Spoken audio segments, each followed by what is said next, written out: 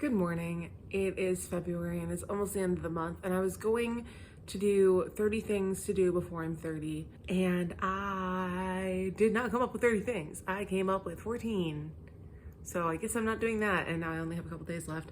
So I'm just gonna tell you some weird things that happened this month, even though I've already told you about them. I was at this dance.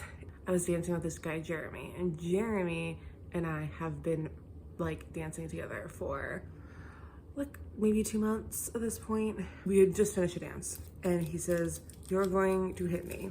And I misunderstand him. I say, "Oh, did I hit you with my ponytail?" And he was like, "No, you're going to hit me." And I'm like, "Oh, why would I hit you? I've forgotten your name." So I say, "Oh, that's okay. I'm Sam. I'm terrible at names too. I'm only like 90% positive I remember yours. It's Jeremy, right?" And he just like gets down on one knee. I know that's a joke, so I laugh and I say, "I'll take that as a yes." And he says, "Yes?" And I say, "I'll take that as a yes, that I got your name correct." And he was like, "Oh yeah, but what about the other question?" And like, he had made a few jokes over the last couple weeks about needing a green card. So I'm like, oh, is there like maybe a small percentage that he's not joking? And I said, if we're still trying to make sure we know each other's names, probably see you soon. And he makes another joke about needing a green card. A couple weeks go by and my birthday passes and I serve Jello shots on my birthday. So I bring the leftovers to the dance and he sits down next to me as I'm like putting my shoes on. I turn to him and I go, "Want a Jello shot?" And he goes, "Will you marry me?" My uncle's mom died over the weekend. I'm going to the ship, but I'm not gonna go to the actual funeral. They're keeping that like close family. It's just kind of got me thinking about like bereavement days and the people in my family that have like medical issues right now. One of them is my cousin Jessica, and she has all these like brain issues. I started thinking about the last time I saw her, which I think was before we knew about the issues.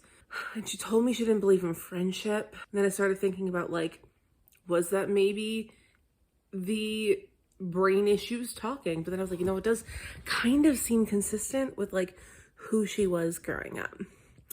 And so then I started thinking about like who she was growing up and like how she like kept switching schools and she had claims of being bullied, but like also she was kind of a pathological liar. And one of the reasons she got kicked out of one of the schools was that she prank called the police or something from a school payphone. But then I remembered coming across a picture of her on Facebook, and the comments on the picture, people from our year at our high school, she wasn't going to go to our high school. She was not, and didn't live anywhere near the district, calling her a slut. And I remember being like, guys, she is 12 years old.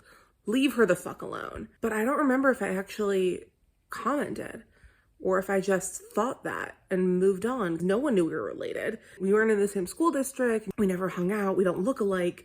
We don't have the same last name. In fact, we're not blood related. She's my mom's stepbrother's kid. I don't know where I'm going with this story. I don't remember if I came to her defense or not.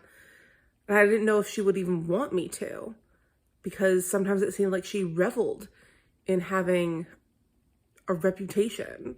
I don't know.